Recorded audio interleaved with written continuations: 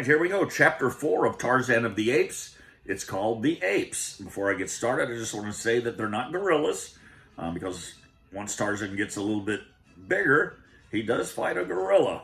And they never say chimpanzees in the book, so Edgar Rice Burroughs created the great apes. No other specifics. They do have a language, which if I wrote a screenplay, I probably would make it where it was Tarzan's language that he kind of arranged as Lord Greystoke, just stuck out in the middle of the jungle being raised by him. His brain would probably create a language. But that being said, let's get into it because they are major characters. And the point of view of this chapter is not a human point of view. It's a point of view of the apes. Here we go. In the forests of the tableland, a mile back from the ocean, old Kerchak the ape was on a rampage of rage among his people. The younger and lighter members of his tribe scampered to the higher branches of the great trees to escape his wrath, risking their lives upon branches that scarce supported their weight, rather than face old Kerchak in one of his fits of uncontrolled anger. The other males scattered in all directions, but not before the infuriated brute had felt the vertebrae of one snap between his great foaming jaws. A luckless young female slipped from an insecure hold upon a high branch and came crashing to the ground almost at Kerchak's feet. With a wild scream, he was upon her, tearing a great piece from her side with his mighty teeth and striking her viciously upon her head and shoulders with a broken tree limb until her skull was crushed to a jelly. And then he spied Kala, who, returning from a search for food with her young babe, was ignorant of the state of the mighty male's temper until suddenly the shrill warnings of her fellows caused her to scamper madly for safety.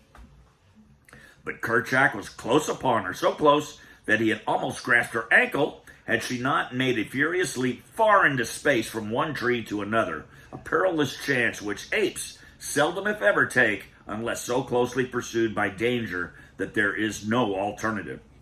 She made the leap successfully, but as she grasped the limb of the further tree, the sudden jar loosened the hold of the tiny babe where it clung frantically to her neck, and she saw the little thing hurled, turning and twisting, to the ground 30 feet below.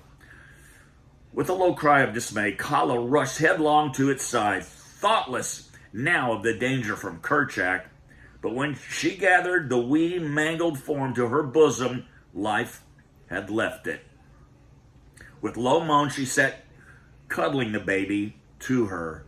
Nor did Kerchak attempt to molest her. With the death of the babe, his fit of demoniacal rage passed as suddenly as it had seized him.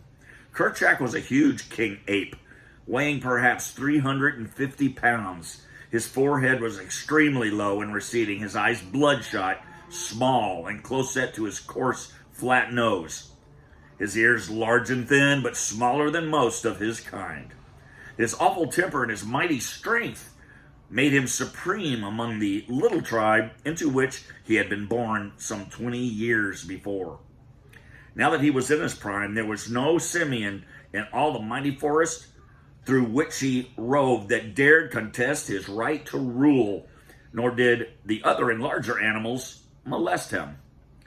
Old Tantor, the elephant, alone of all the wild savage life, feared him not, and he alone did Kerchak fear. When Tantor trumpeted, the great ape scurried with his fellows high among the trees of a second terrace. The tribe of anthropoids over which Kerchak ruled with an iron hand and bared fangs numbered some 6 or 8 families, each family consisting of adult male with his females and their young, numbering in all some 60 or 70 apes.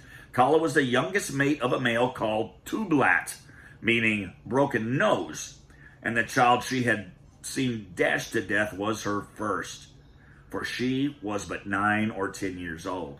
Notwithstanding her youth, she was large and powerful, a splendid, clean-limbed animal with a round, high forehead, which denoted more intelligence than most of her kind possessed. And also, she had a great capacity for mother love, and Mother Sorrow. But she was still an ape, a huge, fierce, terrible beast of a species closely allied to the gorilla, yet more intelligent, which, with the strength of their cousin, made her kind the most fierce of those awe-inspiring progenitors of man. When the tribe saw that Kerchak's rage had ceased, they came slowly down from their arboreal retreats and pursued again the various occupations which he had interrupted. The young played and frolicked about among the trees and bushes. Some of the adults lay prone upon the soft mat of dead and decaying vegetation which covered the ground, while others turned over pieces of fallen branches and clods of earth in search of the small bugs and reptiles which formed a part of their food.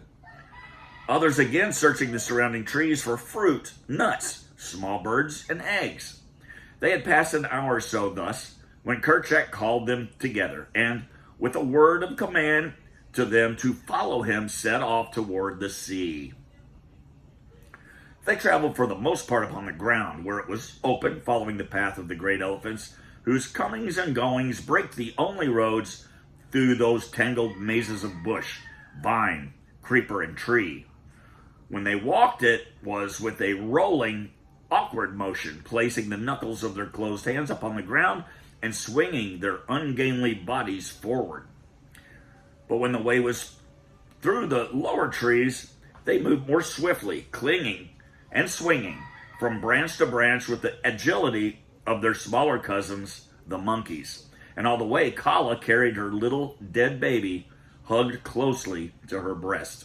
It was shortly after noon when they reached a ridge overlooking the beach, where below them lay the tiny cottage which was Kerchak's goal.